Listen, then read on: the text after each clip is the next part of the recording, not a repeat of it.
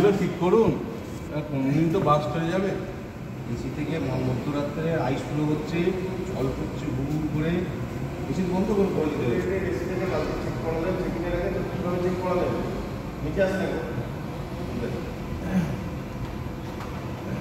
জল পরে আপনি পুরো আপনার কটন পুরো ভিজে টকটক মানে ফটফট আওয়াজ আইস ফ্লো হচ্ছে। আইস ফ্লো মানে গ্যাস পাম্প এসি বন্ধ করে দিল। 4টে থেকে এসি বন্ধ করে দিল। গরম গরম কী হলো? 10টা কাটছে, অনেক পুরোনো গাড়ি। একটু চালালে না যদি আবার আইস ফ্লো করে। কেন রাস্তা? রাস্তার জন্য রাস্তা হচ্ছে না, রাস্তা হচ্ছে ডবল লাইনের জন্য সব রাস্তা কাটছে।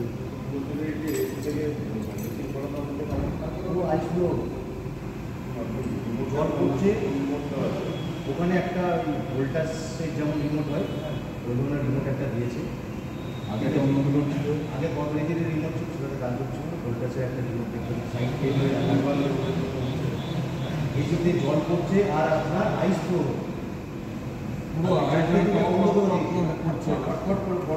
বরফ বেরোচ্ছে।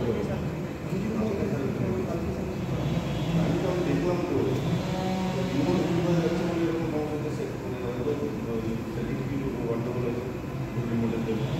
রাত্রে বন্ধ করে দিয়ে ভয় ওটা বাসটা পড়ে যাবে, তারপরে আমাদের না না চালানো যাচ্ছে না, না ওটা আওয়াজ আর আইস ফ্লো। আর আওয়াজ হচ্ছে কি?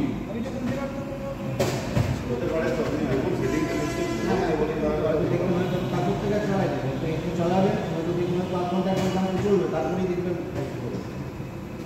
জল পুরো ভিজে যাচ্ছে। বলছি যে সার্ভিসিংয়ের লোক পাঠিয়ে তো না বিলতে কল আছে 408।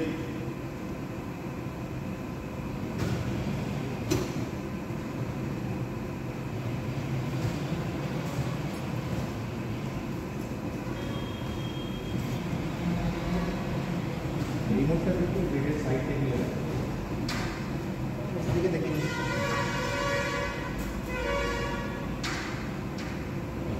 তারপর তো ঘরের মধ্যে কোনো সিলিং ফ্যান নেই, এবার একটা টেবিল ফ্যান মানে ওয়াল ফ্যান, এইদিকে যে সাইডের যে বেডটা দিতে হবে আপনার হয়ে যাচ্ছে, ওইদিকেই থাকতে দিতে হবে। আমরা এখানে এসেই থাকি, কল করে দিয়েছে, দেখেছো তো আমাদের কল করে দিয়েছে আসছে।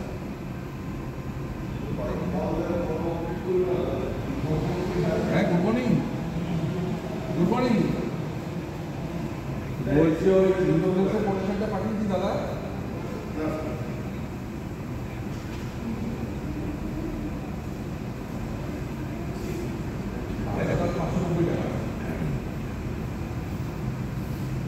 জিএসটি হবে, জিএসটি হবে, সাদা 500 টাকা 500 টাকা। বিবেকবাবুর নাম্বার আছে আপনার কাছে?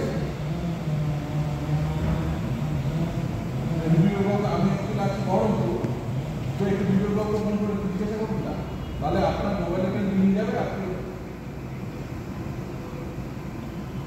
আজকে পেমেন্ট করলে আজকে আমি পাঠিয়ে যাবো আপনাকে ইন্স্যুরেন্স করে।